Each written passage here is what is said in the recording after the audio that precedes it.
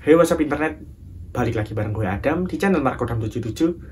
Kali ini aku masih bakal bahas mengenai vokasi. Namun kali ini bakalan berbeda karena kali ini aku bakalan bahas sesuai judul video yang ada di bawah kali ini, mengenai inovasi vokasi Undip apa yang terasa unik namun juga aneh. Apa itu? Jadi buat kalian yang masih kepo, stay tune setelah pesan-pesan berikut ini.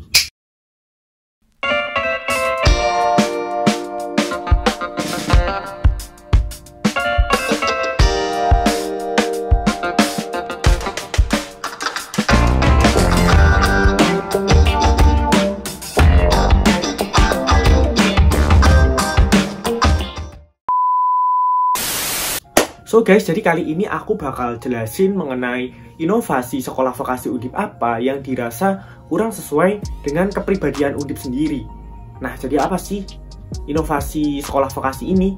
Jadi guys, di tahun 2019, beberapa universitas ternama di Indonesia, katakan seperti UGM, ITS, dan juga salah satunya adalah Undip, melakukan suatu perubahan terhadap sekolah vokasi, yaitu dengan adanya memberhentikan penerimaan mahasiswa baru sekolah vokasi Diploma 3 dan mulai untuk mengupgrade sekolah vokasi dari jenjang Diploma 3 menjadi D4. Kenapa D4?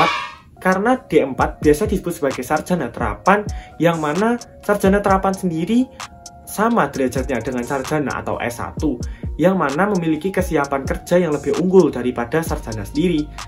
Nah, jadi apa sih bedanya sekolah vokasi Undip dibandingkan UGM maupun ITS dan juga yang lainnya?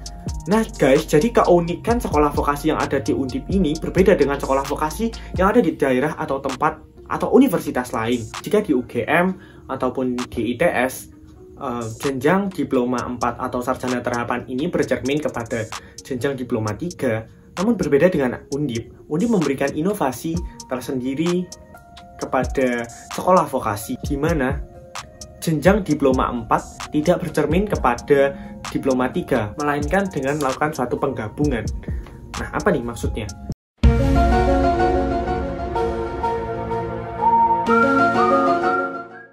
Jadi guys, perlu kalian ketahui bahwasannya di sekolah vokasi terdapat 4 departemen. Yang pertama adalah Departemen Industri, yang kedua Departemen Sipil dan Perencanaan, yang ketiga adalah Departemen Bisnis dan Keuangan, serta yang keempat adalah Departemen Informasi dan Budaya. Nah, di 4 departemen ini terdapat 11 program studi seperti yang ada di sini. Nah, di antara 11 program studi berikut sebenarnya tidak ada yang aneh jika kalian melihat sekilas.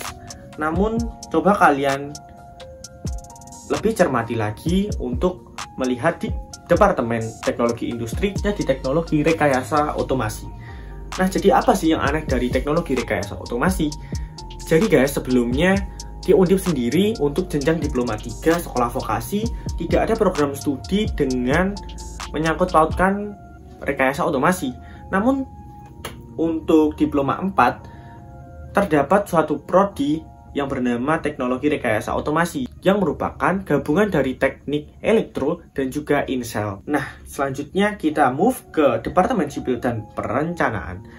Yang pertama ada program studi perencanaan tata ruang dan juga pertanahan. Jadi guys, jika kalian tahu sebenarnya perencanaan tata ruang dan pertanahan ini merupakan suatu gabungan 2 prodi, yaitu perencanaan tata ruang adalah biasa kalian sebut atau diketahui di S1 sebagai PWK, perencanaan wilayah kota, dan juga pertanahan biasa disebut teknik geodesi. Selanjutnya kita bisa move ke teknik infrastruktur sipil dan perencanaan arsitektur.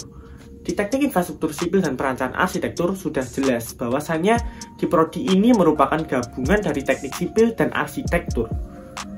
Lalu kita move ke Departemen Bisnis dan Keuangan. Di Departemen Bisnis dan Keuangan juga terdapat salah satu prodi yang mana merupakan gabungan dari 3 program studi sebenarnya. Jadi jurusan atau program studi ini adalah Manajemen dan Administrasi Logistik, yang mana merupakan gabungan dari manajemen pemasaran, manajemen perkantoran, dan juga manajemen perusahaan. Nah guys, jadi selanjutnya kita bisa lihat di Departemen Informasi dan Budaya. Di Departemen Informasi dan Budaya ini terdapat salah satu program studi yang cukup unik, yaitu adalah program studi bahasa asing. Nah, program studi bahasa asing ini merupakan gabungan dari program studi bahasa Inggris dan juga bahasa Jepang yang digabungkan, kemudian diubah nama di jenjang D4 menjadi bahasa asing terapan. Jadi guys, mengenai program studi yang udah aku paparkan tadi, menurutku terdapat kejanggalan dan juga terdapat beberapa keresahan dari aku dan juga teman-teman aku berdasarkan riset yang telah aku lakukan. Jadi, apakah inovasi sekolah vokasi Undip yang dilakukan itu dinilai gagal? Nah, kita belum tahu. Jadi, kita akan bahas di sesi Pikir Nerek.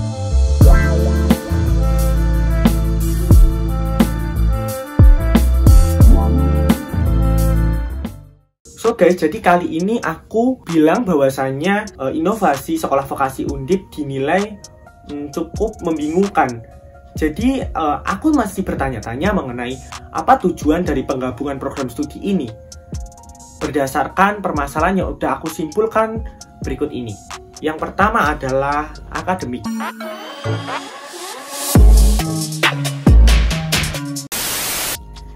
Di akademik sendiri, berbicara mengenai akademik, tentu ini merupakan hal fundamental bagi mahasiswa, di mana tugas pokok mahasiswa adalah menimba ilmu, belajar, dan juga memperbanyak wawasan mereka terhadap dunia kerja, khususnya untuk sekolah vokasi. Di akademik sendiri, terdapat beberapa kerancuan atau kebingungan yang terjadi di sini. Jadi, bagaimana kabarnya dengan program studi yang diberikan suatu inovasi dengan menggabungkan 2 prodi atau bahkan 3 menjadi 1 prodi? Bagaimana nasib mereka? Berdasarkan riset yang udah aku tanya kepada beberapa teman perwakilan di beberapa program studi yang merupakan gabungan, terdapat beragam atau variasi jawaban dari mereka yang udah aku rangkum. Yang pertama, aku udah nanya kepada jurusan perencanaan tata ruang dan juga pertanahan. Dari situ aku dapat info bahwasanya mereka akan melalui 5 semester dengan mata kuliah yang sama sebelum mereka memutuskan untuk memilih konsentrasi peminatan. Jadi 5 semester mereka akan menempuh tentang mata kuliah yang sama meskipun mereka akan memilih konsentrasi tata ruang maupun pertanahan. Jadi jika dipikir kembali, apakah ini sangat bermanfaat bagi kita? Selanjutnya kita akan move ke program studi Teknik Infrastruktur Sipil dan Perencanaan Arsitektur. Prodi ini merupakan prodiku sendiri, yang mana di prodi ini pada semester 2 kita bisa melakukan pemilihan konsentrasi peminatan. Jadi di program studi Teknik Infrastruktur Sipil dan Perencanaan Arsitektur terbagi menjadi 3 konsentrasi peminatan. Yang pertama adalah sipil bangunan gedung, yang kedua sipil transportasi jalan, dan yang ketiga adalah desain arsitektur. Jadi di semester 1 kita sebagai mahasiswa Teknik Infrastruktur Sipil dan Perencanaan Arsitektur mendapatkan matkul atau mata kuliah yang sama, yang mana kita sendiri merasakan keanehan bahwasanya di sipil yang notabene tidak belajar lebih atau khusus mengenai estetika, pada semester 1 kita harus mempelajari mengenai mata kuliah dasar-dasar perencanaan bangunan, di mana dasar-dasar perencanaan bangunan ini merupakan mata kuliah wajib bagi mereka yang akan memilih desain arsitektur. Namun bagi mahasiswa arsitektur sendiri, mereka juga harus mempelajari mata kuliah yang diwajibkan di program studi teknik sipil, yaitu Mekanika Rekayasa 1. Tentu sangat membingungkan kan?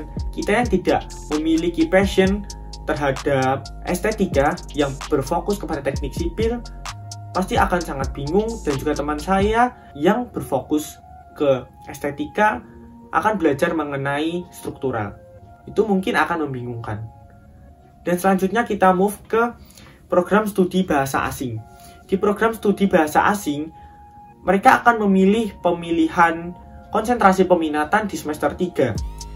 Jadi konsentrasi peminatan ada 2, yaitu bahasa Inggris dan juga bahasa Jepang. Bagi mereka yang minat masuk atau memilih bahasa Inggris ataupun bahasa Jepang, mereka sama-sama harus menjalani 2 semester yang sama dengan mata kuliah yang sama pula. Selanjutnya kita akan beralih ke prodi Manajemen Administrasi Logistik. Program studi yang merupakan gabungan dari 3 prodi ini memberikan statement bahwasanya mereka tidak akan mendapatkan pemilihan konsentrasi. Jadi dari awal semester 1 hingga semester 8 mereka tetap belajar dengan mata kuliah yang sama.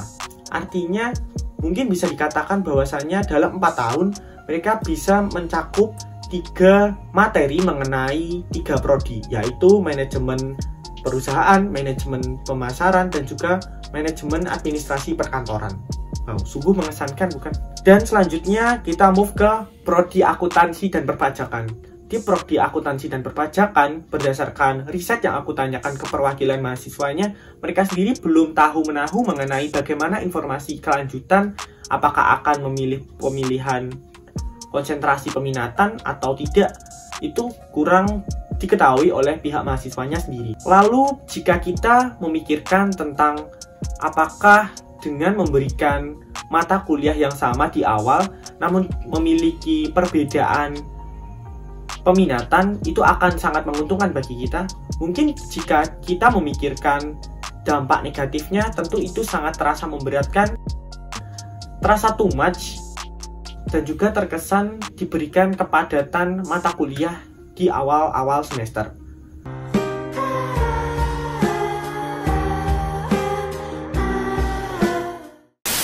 Lalu jika kita berpikir di pandangan positif, mungkin bisa saja dengan pemberian mata kuliah berlebih akan menambah wawasan kita. Bukan hanya terhadap bidang kita, namun juga bidang-bidang dari suatu prodi lain.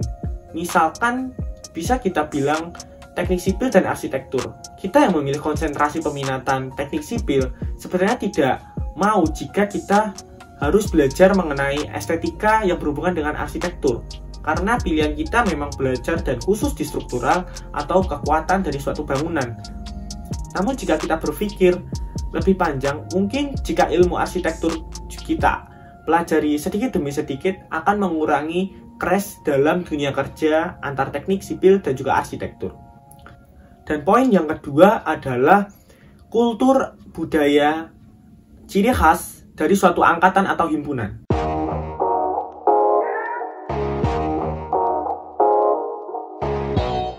Dari sini kita tahu bahwasanya dengan adanya penggabungan bukan hanya 2 bahkan 3 program studi pasti akan memberikan kesan yang dirasa baru, penyesuaian awal, dan juga mungkin harus menemukan budaya atau kultur dan kebiasaan ini selama mungkin dengan berlangsungnya waktu. Faktor-faktor yang mempengaruhi perbedaan atau sangatlah sulit kita dalam menyatukan suatu angkatan atau himpunan diantaranya adalah yang pertama, yaitu perbedaan kuantitatif tugas dari dosen. Yang kedua adalah sistem UAS yang berbeda. Maksud di sini adalah mereka yang memilih program, mereka yang memilih konsentrasi A dan konsentrasi B, pastilah akan memiliki sistem pembelajaran ataupun sistem UAS yang berbeda nantinya. Dan yang ketiga adalah kepadatan mata kuliah. Mungkin dalam satu prodi dengan beberapa peminatan itu akan memiliki kepadatan kuliah yang berbeda-beda. Katakan jika konsentrasi A ini lebih renggang, konsentrasi B lumayan padat, dan konsentrasi C sangatlah padat. Jadi mungkin suatu angkatan atau himpunan ini akan lebih susah berkomunikasi ke depannya jika mereka tidak mengeksplor bagaimana menemukan ciri khas atau kultur dari mereka. Yang keempat adalah pengaruh kakak tingkat. Seperti statement yang sudah aku jelaskan tadi, bahwasanya Diploma 4 ini sangat berbeda dengan Diploma 3, yang mana mereka bukan cerminan dari D3, namun merupakan penggabungan dari D3 sendiri. Bisa 2 bahkan 3 prodi. Pasti akan memiliki kakak tingkat yang bervariasi juga. Pasti tentu kita akan sangat bingung menentukan bagaimana kedepannya suatu angkatan kita ataupun himpunan dalam menemukan suatu kultur atau budaya dalam suatu angkatan tersebut. Yang ketiga adalah bagaimana sistematika suatu himpunan dibangun.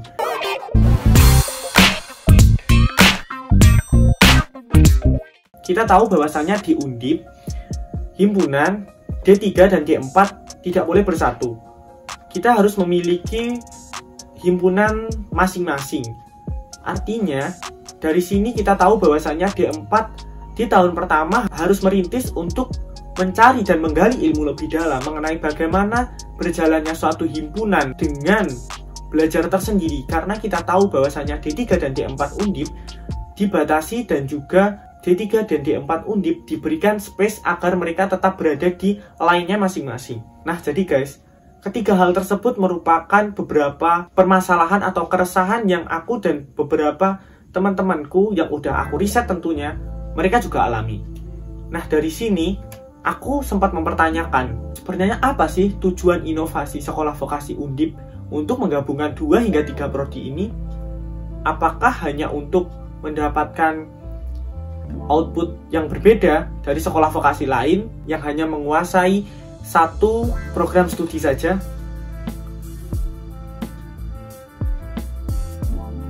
Ketiga hal tersebut merupakan beberapa inovasi yang dirasa unik dan aneh yang terjadi di sekolah vokasi Undip. Nah, bagi kalian yang punya opini lain mengenai adanya penggabungan program studi tersebut, kalian bisa cantumin di kolom komentar. Aku Adam, pamit. Makasih.